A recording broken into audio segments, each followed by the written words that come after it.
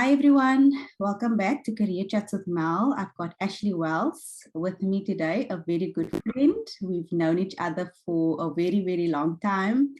Grew up together, went to church together, still very close to this day. And so it's an honor really for me to have him with us, for him to share his journey, a very unique journey, but I would say a journey that might resonate with a lot of people who listen because of his experience that he's had through life so far. He's not that old, but I feel that his experience, just of him growing up, and he'll share a little bit shortly, has given him some wise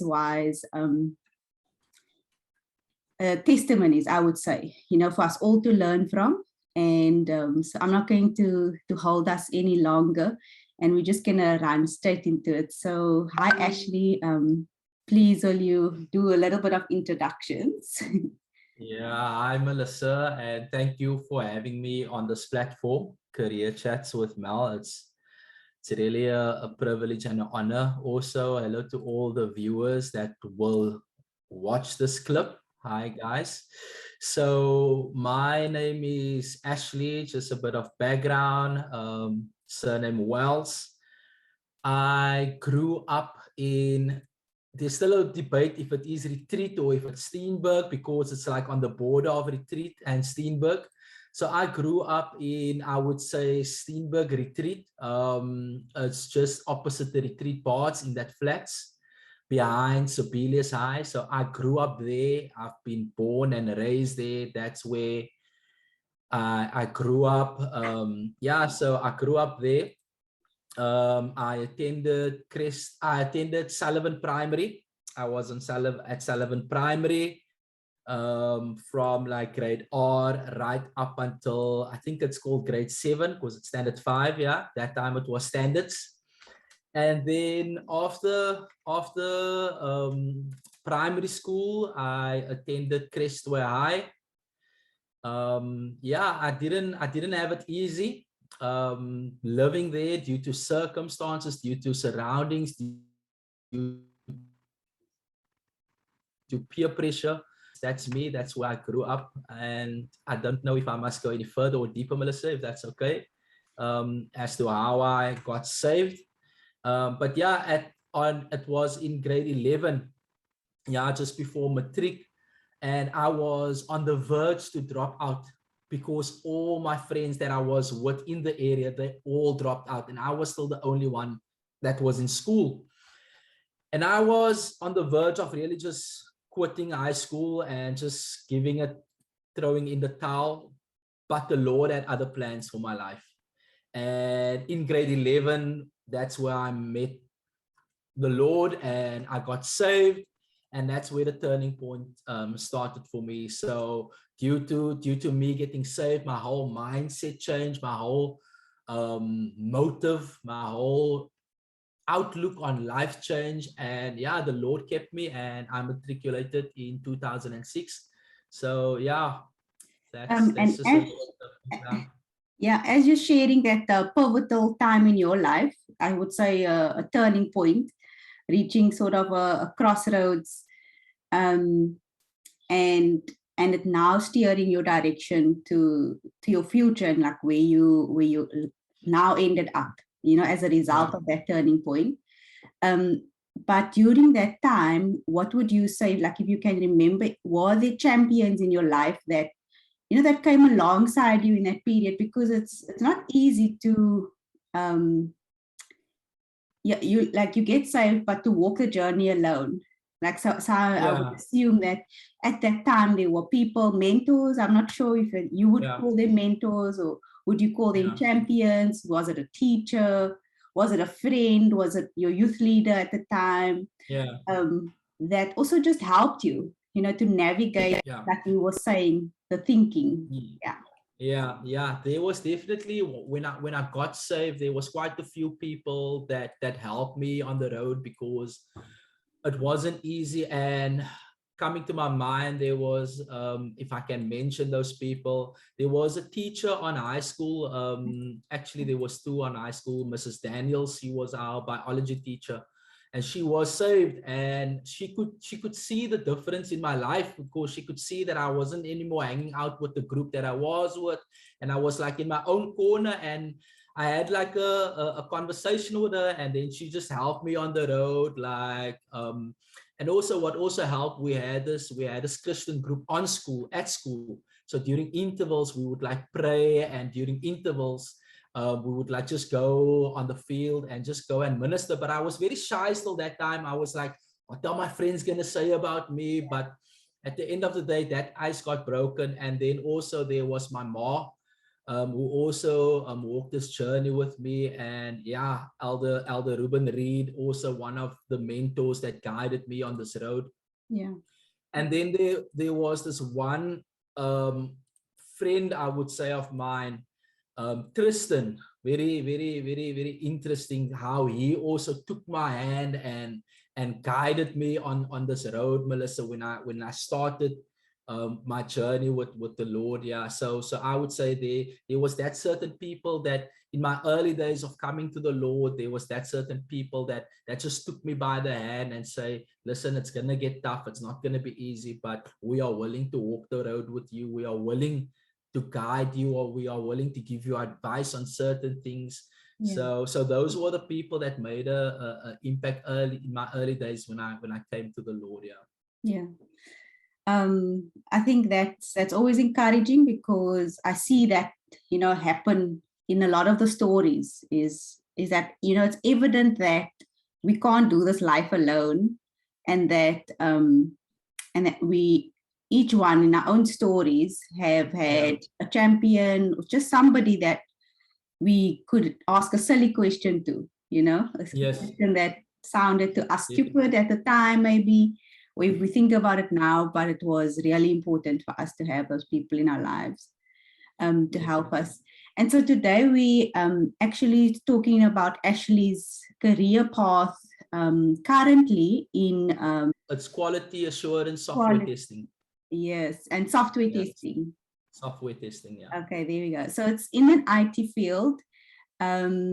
I myself, my husband's in IT, but I myself didn't really know that, that's an important aspect as well. So yes, all the time the software developers get the glory, because they develop the apps that you use on your phone. But if there isn't an Ashley, they won't know where the bugs are, and where they may need fixes. And so that's actually why we're coming together with Ashley today, so that he can shed some light into that.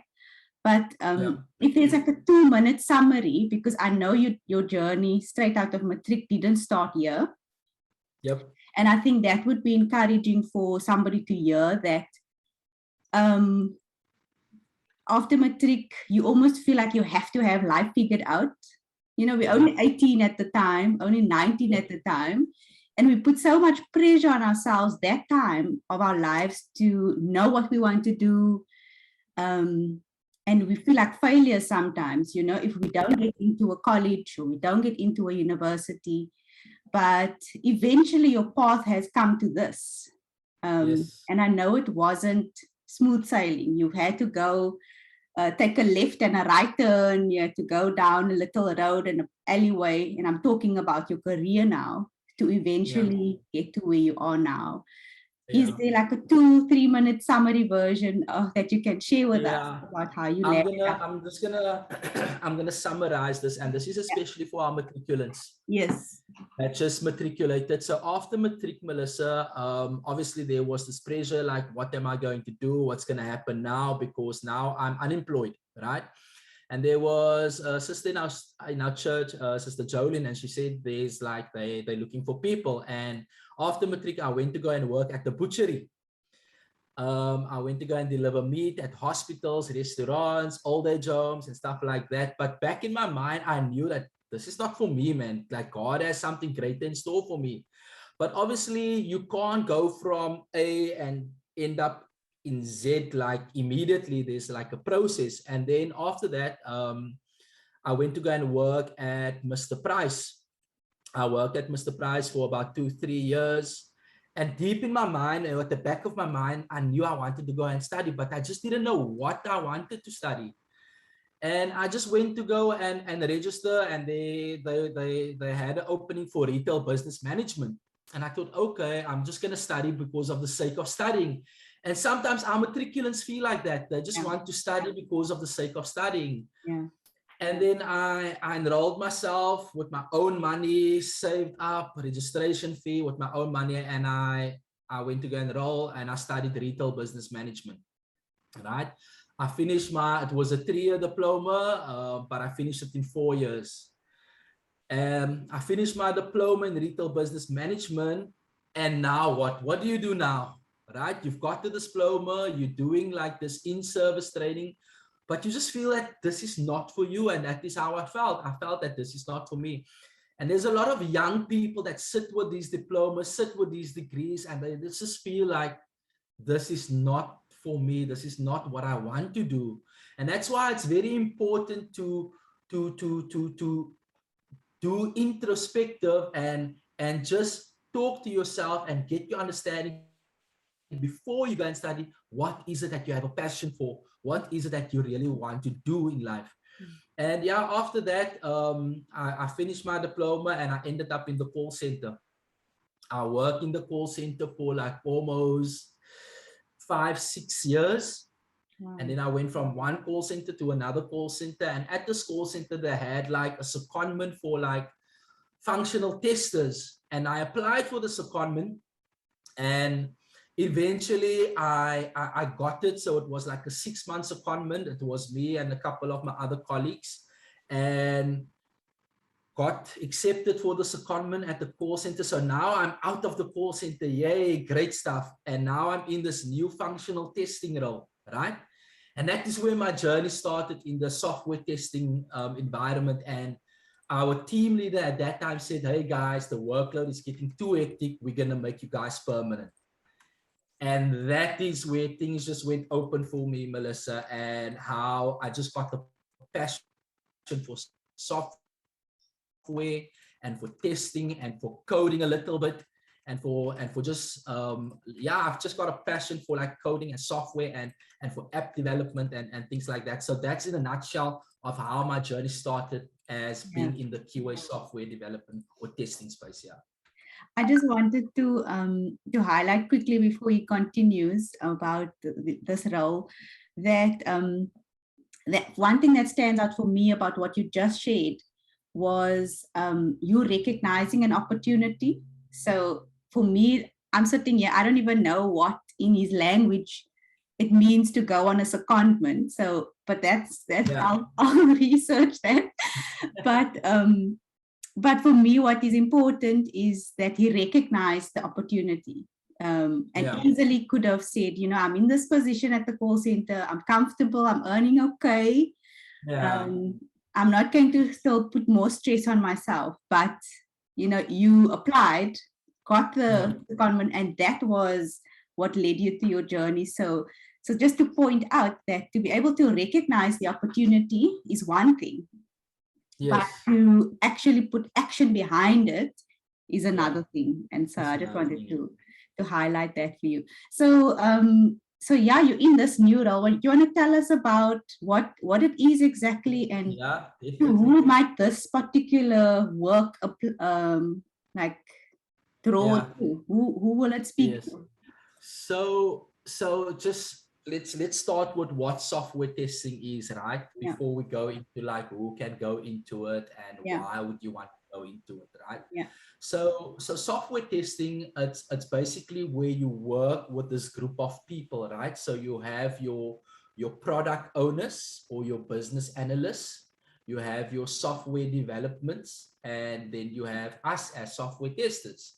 So so the business analysts, their job is that they would write out the specs as to say we want to create this app. So this is how the button must look. This is what the design need to look like, and this is what the functionality need to be like, right? So that's the job of the business analyst. The business analysts then sit with us as QA testers as well as software developers, and then we go through that spec.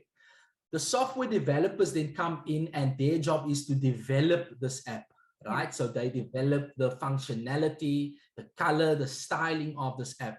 And then once that is done, that's where my job comes in. That's where I have to test the software to make sure that it's working for the end user. Now, us as software developers, software testers, sorry, we test it in different environments because we can't just test it and then boom, there it goes to the end user, right? So we test it in stages. We would maybe test it in a QA environment, in a staging environment, and a user acceptance environment, right? Before it now goes to the end user. So software testing is basically you are testing the software to make sure that the end user, that it's working as expected for the end user, because you don't want the end user to order something and then it breaks, right? So that's the job of the software tester. Our main function as software testers is to make sure that the application or the web app is bug-free as possible, and that the end user has a very good user experience. Not like the button is skew of the website or the page or the image is broken on the website. So in a nutshell, that is what we as software testers do.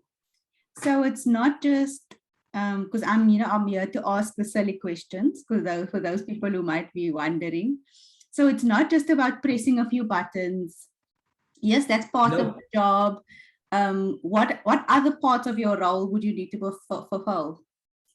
So yeah, it's not just about making sure a button works, but it's about understanding the functionality. So you get two types of software testers. You get like functional software testers, front-end testers that make sure that the interface, the user interface of that website works. And then you get back-end software testers or QA or software engineers, software testing engineers. Now, those are the guys that what we call QA automation, right? So they write like scripts. For example, you get like the functional tester would do everything manually, right? And then you get the automation. Now, those are the guys that would write the code on the scripts. They will write the code, and then they would like just press a button and the testing will happen automatically. So it would be like an automation experience. So the actual software will run the testing. So those are the two types of software testers that you do get, right? And then the other thing is, whereas the back-end type of testing, it's more of like technical. So whereas you would, for example, if I want to say, for example, you registering on the front end, right? You put in your username, you put in your password. And now the back end, we need to check if your username and your password, or not your password, but if your username or your email address and your name and your surname is stored on the database. And that's where the back end comes in to make sure that, okay, so Melissa Frankus, you registered on the website, and now we want to make sure that that details is stored in the database. So that's just a part of like back end testing. So there's different aspects. It's not just about the clicking of a button. You have to have you need to have an eye for detail. You need to have an understanding of the business requirements, because at the end of the day, the role or the job spec of a software tester, it's very, very important, especially if you're in an industry where a company can lose a lot of money. You understand? So for example, if I can make a small example, if you have, for example, if we take Takealot, right? Takealot. So the job of us as testers, we need to make sure that the user is able to add products to their cart, the user is able to get to the payment gateway and to check out successfully. But if we say that, okay, we're testing that, okay, the payment thing is working, but on the actual live website, like from a user experience, if that payment gateway is not working, then Takealot will lose out money because the user is not able to make a payment. So at the end of the day, software testing, it's a very unique role, and it's also a very, very important role in the software industry. And so when you highlight some of the soft skills that you also need, for example, I would imagine after you've now tested this developer's work and you find something that is not up to scratch or according to you and your technical assessments, there needs to be some changes. What then Yes. is the skill that you need to have to communicate to that developer? Yeah.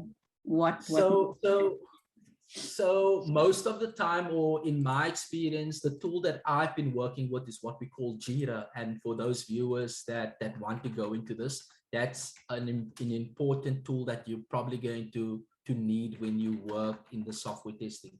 So in Jira, there's like a bug tracking component, right? So in Jira, I would log my bug. So I would say, okay, so for example, the login button doesn't work. When you click on the login button, there's no functionality.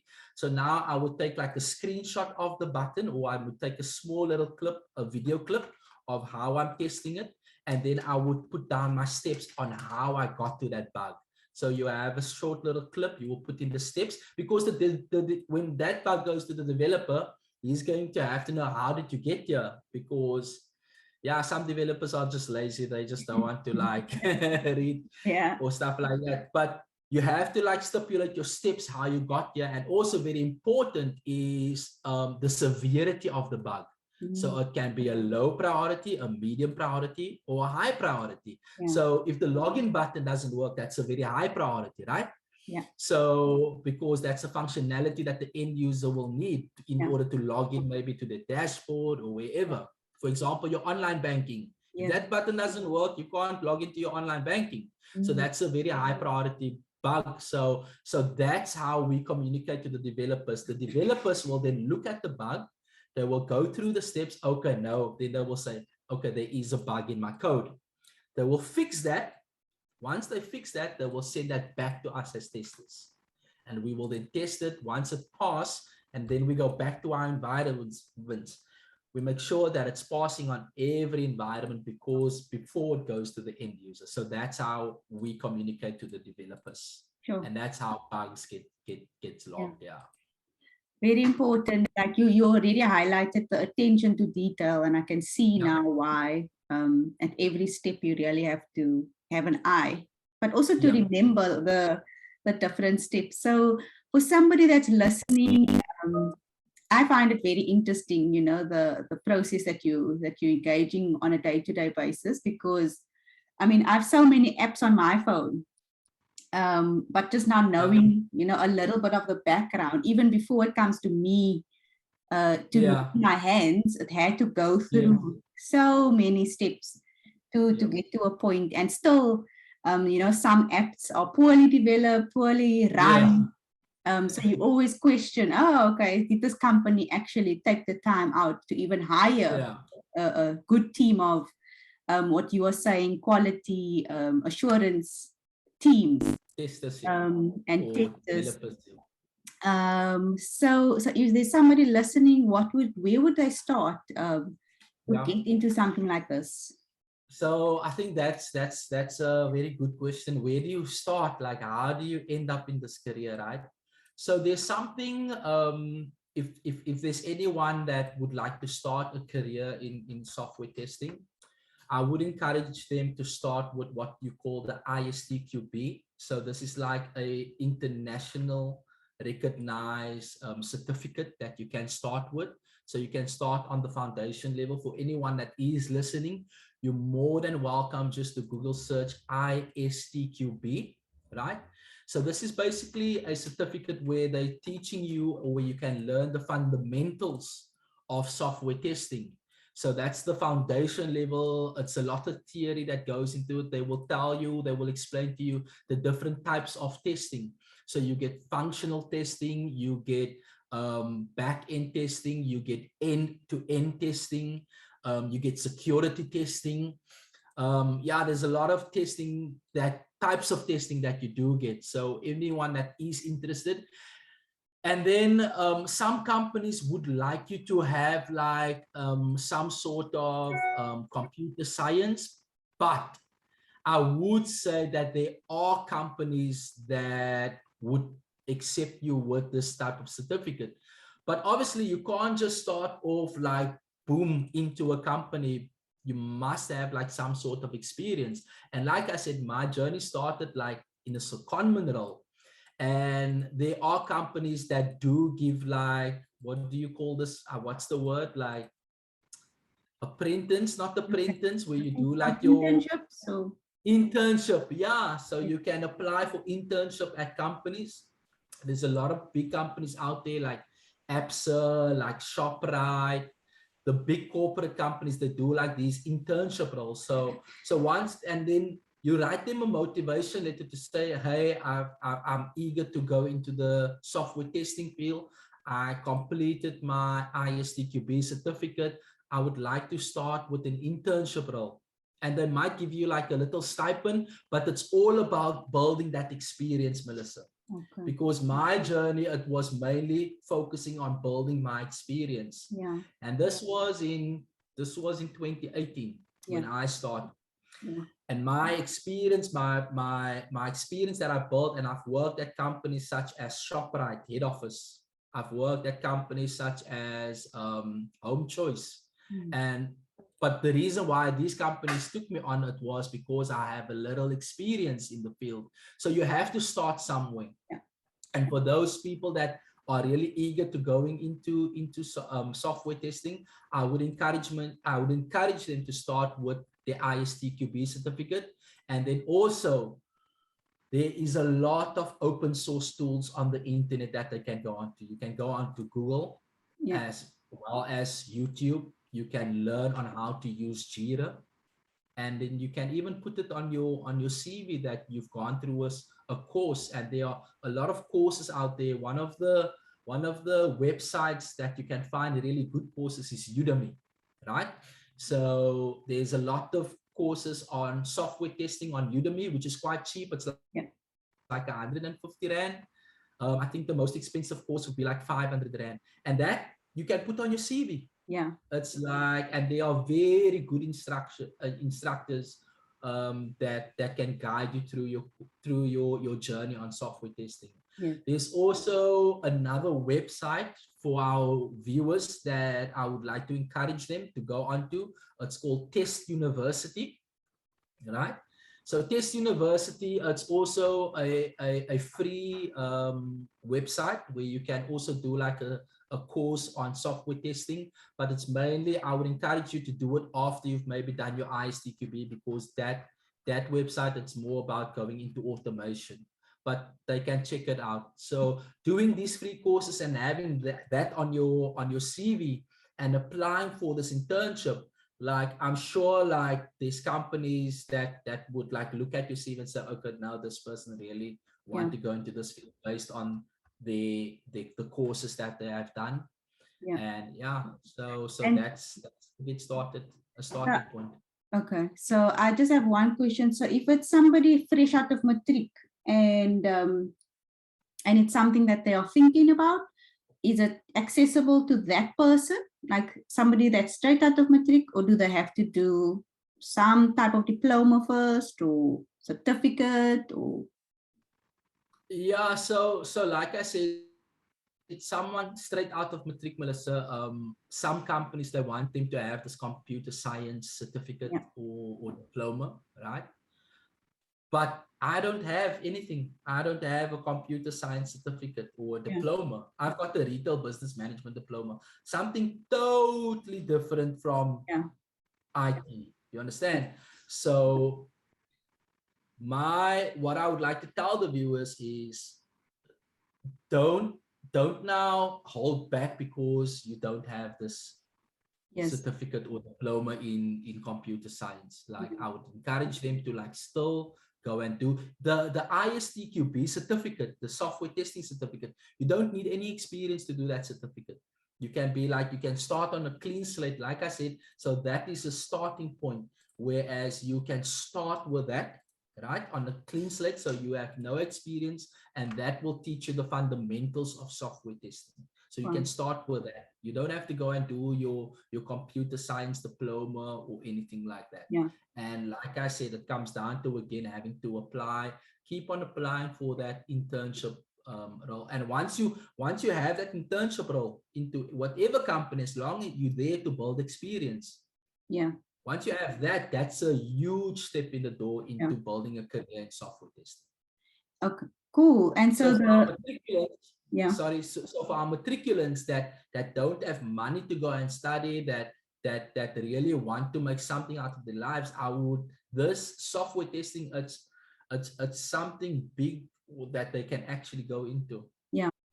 And so one thing I want to highlight, because I think a lot of the people, my intention, is for the people that, like Ashley highlighted, out of Matric, possibly you think you don't have the money to do diploma certificates, or you might feel that your Matric results weren't up to par or you feel discouraged by that.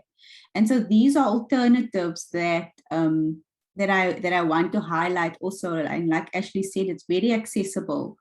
So really the only effort, I think, from your side would then be, if you don't have internet at home, it would be to, walk to the nearest library.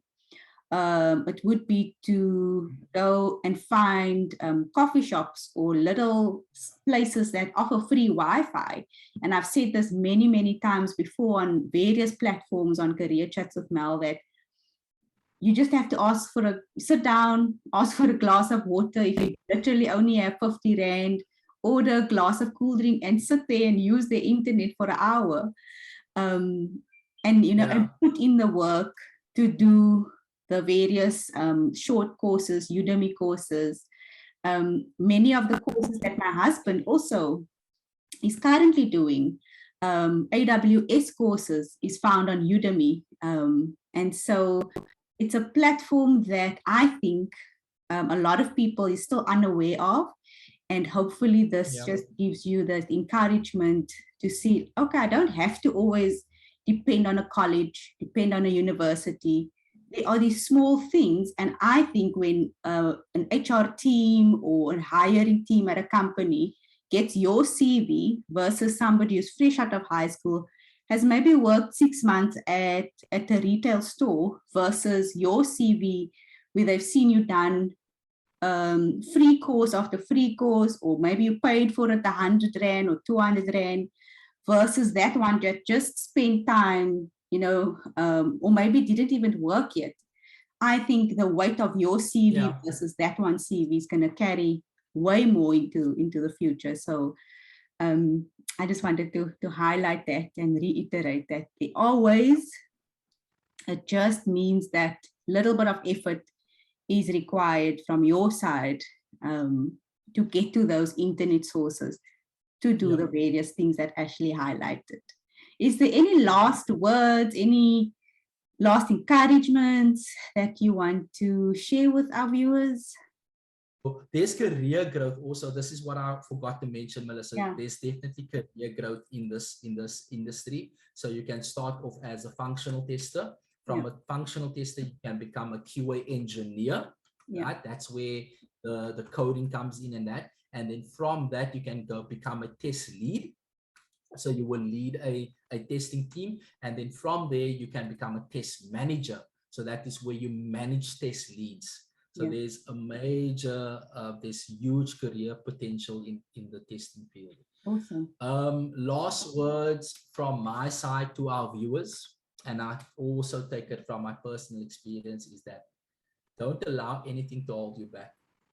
If you are determined to build your career, whether it is in software testing, whether it is in something, work with what you have. And at the end of the day, don't give up, right? Pursue your career, pursue really what you want to do, and also figure out what it is that you really want to do.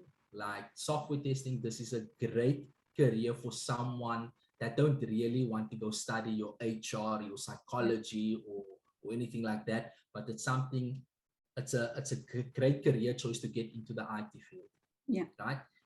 And even from as a software QA engineer, you can emerge from QA testing into a software developing role, because you work on a daily basis with software developers, you work on a daily basis with code. So if you find that, okay, I've got the interest for coding, then you can go into the software coding field. Yeah. Yes. So my encouragement, especially to our matriculants that just matriculated, like, go and do these courses.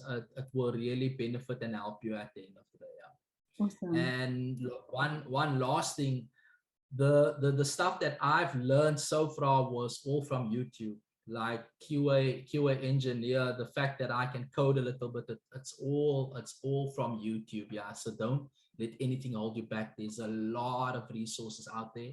Yeah. And like Melissa said, if you don't have internet at home, at the malls there's free Wi-Fi even now at the malls. Yeah, like 3 hours free Wi-Fi. Yeah. So my encouragement is to our viewers, like, don't allow anything to hold you back. Yeah. I love that. I know there's a saying that goes around, the YouTube University is the new in thing now. Yeah. So you don't have, there's not much excuses left for us, you know, in our day and age. I think maybe a couple of years ago, we could have said there was a few excuses here and there. But I think it's not just to point out excuses, but also, like Ashley did, recognize opportunity. But for you to recognize it, it's one thing, but you actually have to put the work in behind that to take on that opportunities. Yeah. And one last thing I want to say about this field, Melissa, is that we know we just came from a pandemic 2 years ago. Yeah. And the other thing, the great thing about this field that you're in, like, software will always be, regardless of a pandemic, like, it will always be there. And when the pandemic hit us, that I was still blessed and grateful to still have a job. So that is the great thing about being in the IT and software field. Yeah. So yeah. Awesome. So Ashley, thank you for your time. You know, the most expensive thing somebody can give you right now is their time. So I really appreciate that. And I think I speak on behalf of those who will really soak into this video. That the information you are sharing with us today is invaluable, because you've had to go, I don't know how many years it's taken you, Ash, from Matric to now. How many years would you say in the working field? Over 20 years? Yeah, so I not yet. I matriculated in 2006, so I started to work in 2007. Yeah, so it's taken him many years, you know, to accumulate this information, to share, to basically had to go through this life experience to give it to you in a maybe 40-minute video. And there's a lot of young people that don't know that software testing is a career. It's an actual career. It's not a job, a normal job. It's you can make a career out of it, like being an engineer, like being in HR, like being a doctor, like software. And there's a lot of our young people, especially our young people that's on the Cape Flats, and I'll be honest, they don't know that there's a career choice in software testing. So I hope there's a lot of people that will this video will reach, so that they can know that there is a career in software testing. I encourage you to and I'll put this in some of the segments, is if this video is too long for you to watch in one go because of data, I'm going to encourage you to break it up, come back, watch it in 10-minute segments, but do get through the whole video. I think that's important to say, because all the little nuggets of him sharing website links or sharing advice on how he recognized opportunity in the workplaces that he's been at, from the butcher right to Mr. Price, right to where where he landed up at the very beginning. So do get through the whole video, even if you have to come back to it and watch it in 10 minutes or 5-minute segments, however you need to get through the video. But thank you again, Ashley, and I wish you all of the best with your career journey and where you are headed. And I hope that you just find joy, continuous joy in what you're doing. So thank you so much. Thank you for having me, Melissa. And once again, thank you for the opportunity. I appreciate it that I can share a little of my life and my career journey. Thank you. Thank you.